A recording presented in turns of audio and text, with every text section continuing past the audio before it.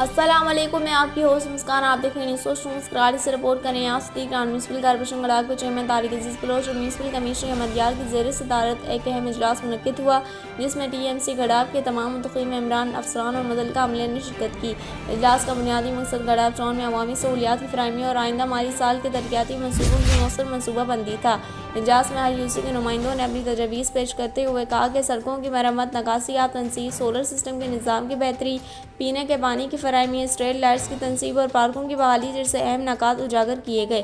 Chairman حاجی طارق عزیز بلوچ نے اس موقع پر کہا کہ گڑاب ٹاؤن کی ترقی صرف سرکاری سطح پر ممکن نہیں بلکہ اس میں عوام کا تعاون اور منتخب نمائندوں کی یکجہتی بھی ضروری ہے۔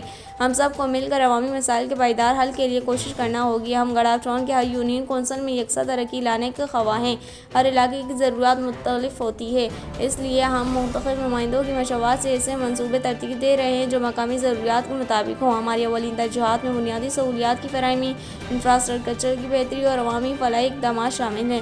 ان منصوبوں کی شفاف تکمیل ہی گڑاب کے بہتر مستقبل کی ضمانت ہے۔ میونسپل کمشنر احمد یار نے تمام ممبران کی تجاویز کو سراہتے ہوئے یقین دہانی کرائی کہ ان تجاویز کو آئندہ مالی سال کے ترقیاتی بجٹ میں شامل کیا گیا ہے تاکہ گڑاب کے شہریوں کو بہتر سہولیات میسر آ سکے۔ اس موقع پر پارلیمانی لیڈر کونسل ممبر میر عباس ٹالپور، کونسل ممبر عبدالستار چوکیو، ممبر مرتضیٰ یار محمد بلوچ، ممبر علی محمد گبور، ممبر محمد رفیق چوکیو، ممبر سلیم میمن، ممبر امن دین چوکیو، ممبر داد کریم بلوچ، ممبر حاجی عیسیٰ بلوچ، ممبر دانش پرفت، اقلیتی ممبر Sania Ashraq Masih, superintendent engineer M N D Noor Ali Jamali, council officer Muhammad Sajjad P S, chairman Lal Johar نبی اور دیگر بھی موجود تھے۔